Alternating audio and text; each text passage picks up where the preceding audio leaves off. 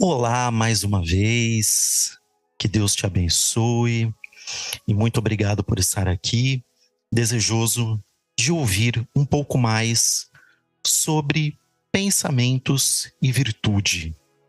Hoje a gente falará um pouco acerca de um tema muito importante, que é o perdão. Tema esse que é muito mal compreendido e também muito pouco praticado na sua integralidade, na sua inteireza. E a coisa em si não é tão complicada, mas, especialmente por esse vídeo se destinar a ser um pouco mais curto e resumido, o que significa que eu não terei condições de abrangê-lo na sua totalidade ou também em todos os seus desdobramentos. Mesmo assim, eu quero levá-lo a refletir um pouco sobre esse tema muito importante, como eu já disse. O perdão é uma das virtudes mais desafiadoras do ser humano. Particularmente aqui, eu vou me ater a falar sobre o perdão por intermédio do prisma bíblico cristão.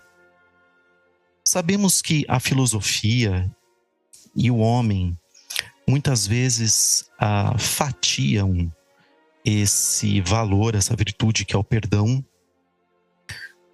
levando a um patamar relativo e condicional. Mas eu quero fugir dessa perspectiva e te levar a contemplar a incondicionalidade e a grandeza consequente do perdão. Como eu disse, o perdão é uma das virtudes mais desafiadoras, né? E a gente vê ao longo da Escritura o perdão sendo praticado em níveis diferentes. Não quero me ater muito à questão aqui, mas se você olhar nas páginas do Antigo Testamento, você vai ver que o perdão, e não raras vezes em nome de Deus, não foi dado. Não foi dado sequer a homens e mulheres de todas as idades e até mesmo nem a crianças de colo, que foram, em nome de Deus, mortas cruelmente, né, por uma suposta justiça divina. Mas, se você ler aí na sua Bíblia o Evangelho de João, capítulo 1, versículo 17 ou 19, salvo engano, você vai ver que João, ele nos diz o seguinte: a lei foi dada por intermédio de Moisés. A graça e a verdade, porém, vieram com Jesus Cristo. Veja aqui a dicotomia que João faz. É fato que os israelitas do tempo de Moisés e o próprio Moisés viviam debaixo de uma lei, um pacto condicionado a bênçãos decorrentes da obediência a essa lei ou maldição decorrente da desobediência a esse conjunto de leis. E aí a gente vê que João, ele nos esclarece perfeitamente que a graça e, veja bem, a verdade foram dadas por Jesus Cristo. E o próprio Jesus vai dizer que ninguém jamais viu ao Pai, isso também está em João, senão aquele que veio do seio do Pai e o revelou. Isso quer dizer que no Antigo Testamento, os homens, na sua trajetória humana, não tinham pleno entendimento acerca do caráter de Deus. Paulo, inclusive, vai dizer que os homens desse tempo, eles tinham, eles só viam sombras. Era um período rudimentar, né? Em que o homem desse período ao qual eu estou me referindo, antes de Jesus Cristo, não tinha pleno conhecimento do caráter de Deus. Por isso, esse homem, imbuído da sua cultura, em cada época, muitas vezes atribuía a Deus coisas que não tinham a ver com o caráter de Deus. Mas como o mesmo apóstolo Paulo vai declarar ali em Gálatas, na plenitude do tempo, veio Jesus. E como eu disse, Jesus revelou plenamente o caráter do Pai, e não só isso, mas a verdade. Então, a verdade está em Cristo. É para Ele que nós temos que olhar para entender o que é verdade e o que não é verdade, bem como o que Deus é e o que Deus não é. É Jesus quem vai nos mostrar essas coisas. E particularmente com relação ao perdão, é em Jesus que nós temos a clareza sobre o escopo, a abrangência desse perdão, né? E a sua aplicabilidade. Nós vemos Jesus em todo o seu ministério terreno demonstrando isso, não só ensinando, mas demonstrando isso. Por isso mesmo é que Jesus tinha autoridade, como nós lemos no Evangelho de Mateus, quando Jesus terminou ali o Sermão do Monte e as multidões reconheceram a autoridade nas palavras de Jesus, né? Pedro, em certa ocasião, perguntou a Jesus: quantas vezes eu devo perdoar? Acredito que você já ouviu falar disso. E Jesus falou 70 vezes 7. Por quê? Segundo a tradição, e até mesmo esse número 7 representa a completude, né? A criação do mundo em 7 dias. Então Pedro jogou um número bom, até se você parar para pensar. 7 vezes é o que a tradição dizia que um homem deveria perdoar o outro. E Jesus chega e responde para ele, não só 7 vezes, mas 70 vezes 7. O que significa que nós devemos sempre perdoar. Mas continue comigo. Na cruz, Jesus demonstrou isso. Sendo ali crucificado, sofrendo, recebendo blasfêmias e sendo satirizado, Jesus intercede por aquelas pessoas, pelos seus algozes, e pede que Deus os perdoe.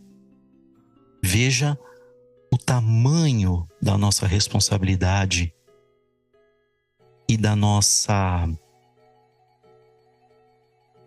daquilo que Deus espera de nós, né, com relação ao perdão.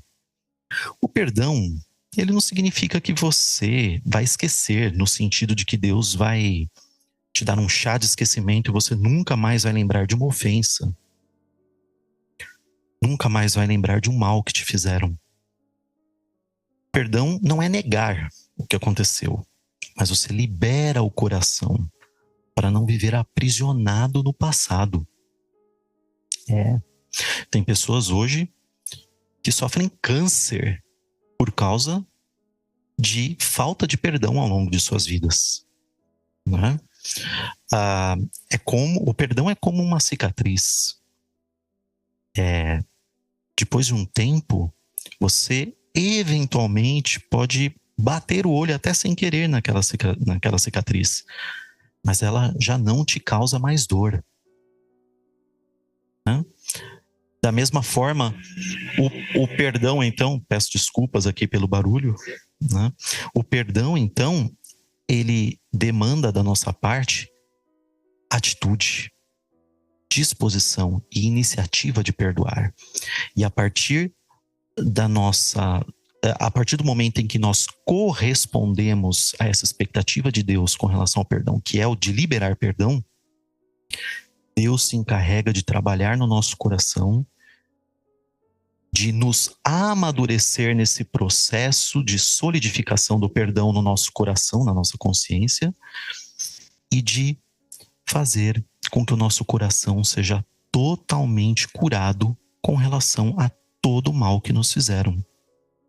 O perdão, na sua etimologia, significa deixar ir. Então você deixa a pessoa que te fez o mal ir. Você não cobra nada, você não exige nada. Você aceita o prejuízo e Deus se encarrega de amadurecer o seu coração e fazer com que ele seja plenamente perfeito nesse sentido. Então você tem que pedir forças a Deus para fazer isso. O perdão é um processo, mas começa com uma decisão. E por fim, eu encerro aqui dizendo, poderia citar vários versículos, né? Citei aí Mateus 18, 21, 22, essa conversa que Pedro teve com Jesus sobre o perdão, né? A situação da cruz eu também mencionei, pensei uma coisa, falei outra. Eu citei a situação da cruz, em que Jesus perdoa os seus algozes e intercede por perdão com relação a eles.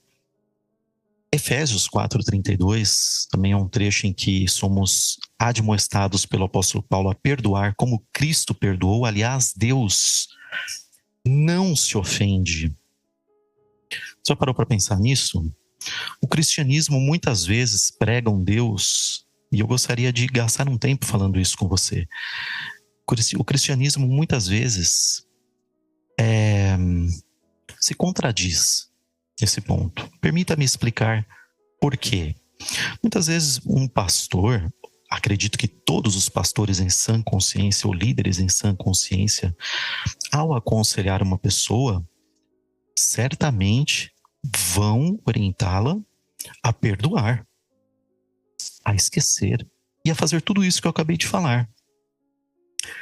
Porém, nós vemos um cristianismo que apregou a um Deus que faz diferentemente, que nos orienta de uma forma, mas age de outra. Como assim, Eric?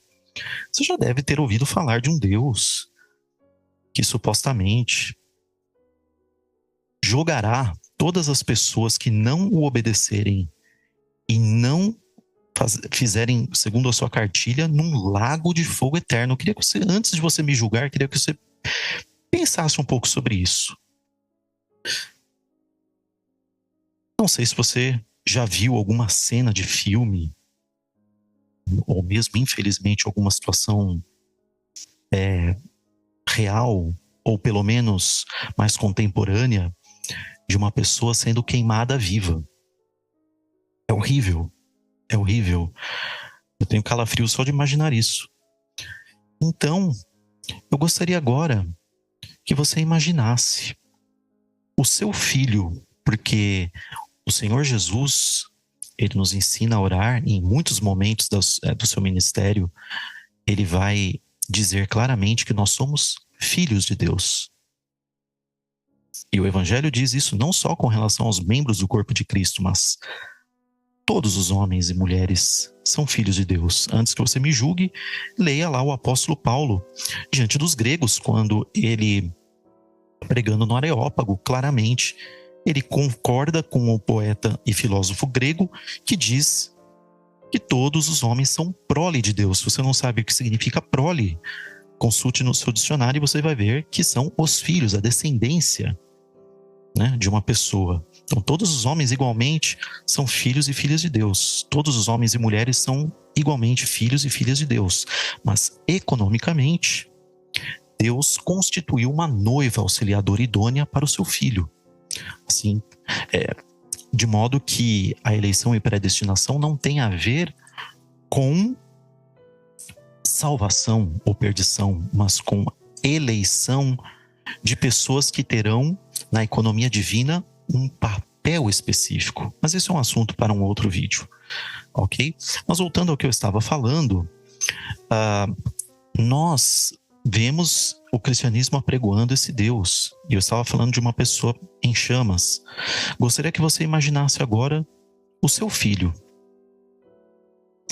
Imagine você que o seu filho, depois de viver um tempo, ou ainda que seja uma vida inteira em plena desobediência e inimizade com relação a você, pai, você o jogaria num lago de fogo ou numa cadeira elétrica que seja para que seu filho fosse eletrocutado até a morte?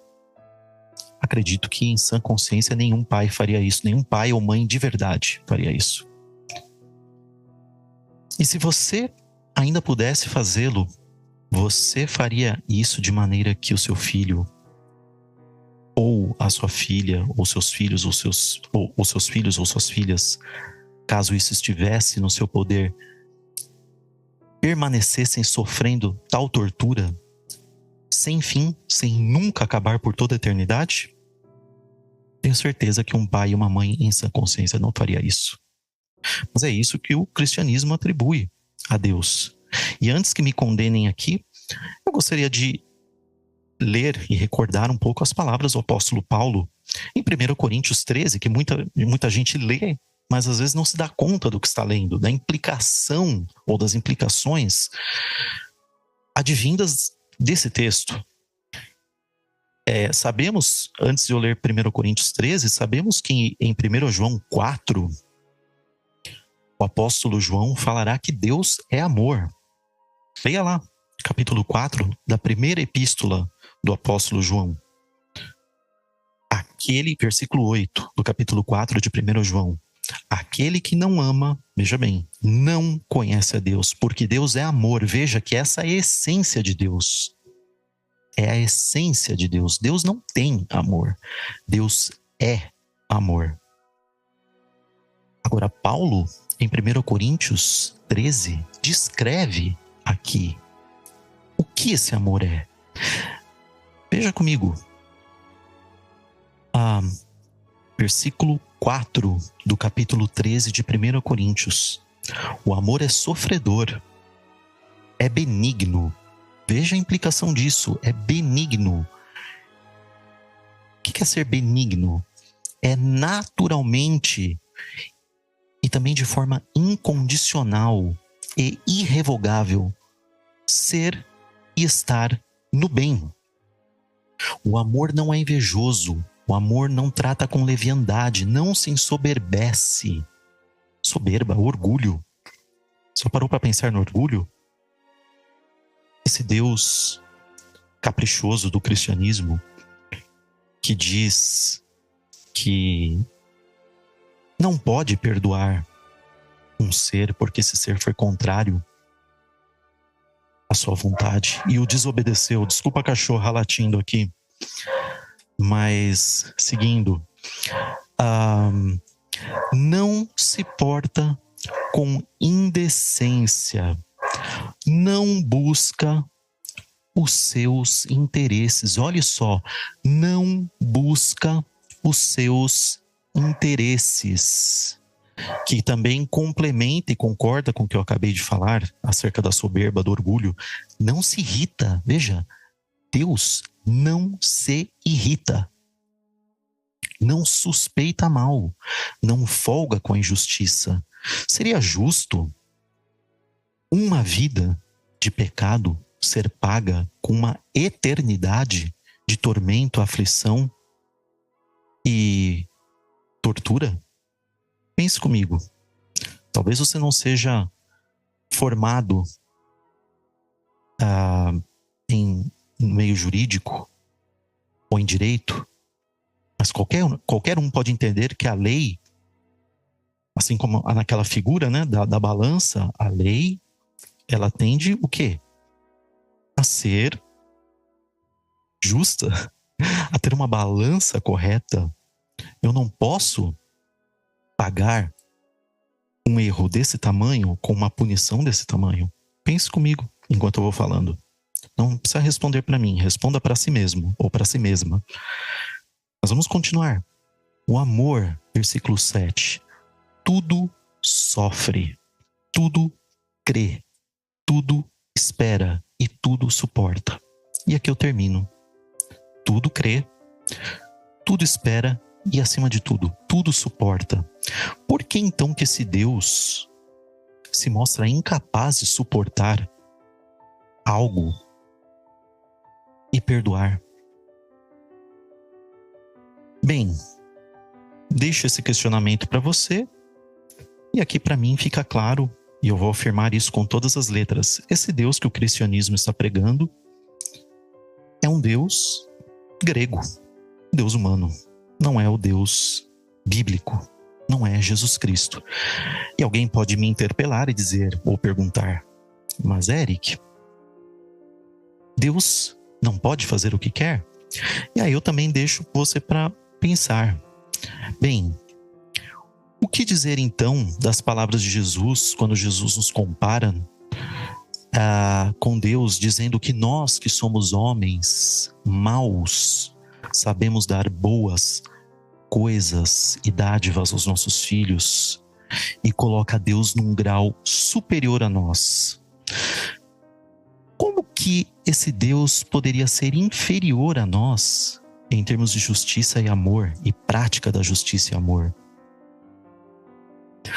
Como que Deus nos orienta a amar até os nossos inimigos e é incapaz de perdoar e, ao contrário, guarda rancor e só libera perdão por meio de pagamento de uma suposta dívida que ele cobrou e que, pior, ainda teria pago sobre o seu próprio filho?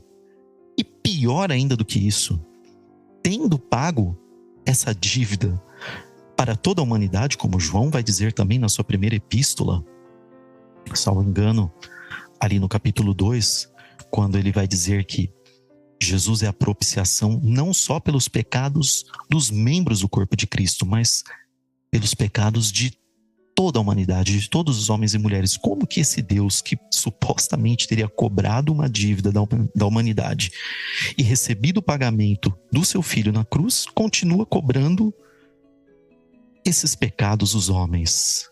Veja que estamos aqui diante de uma total e completa contradição.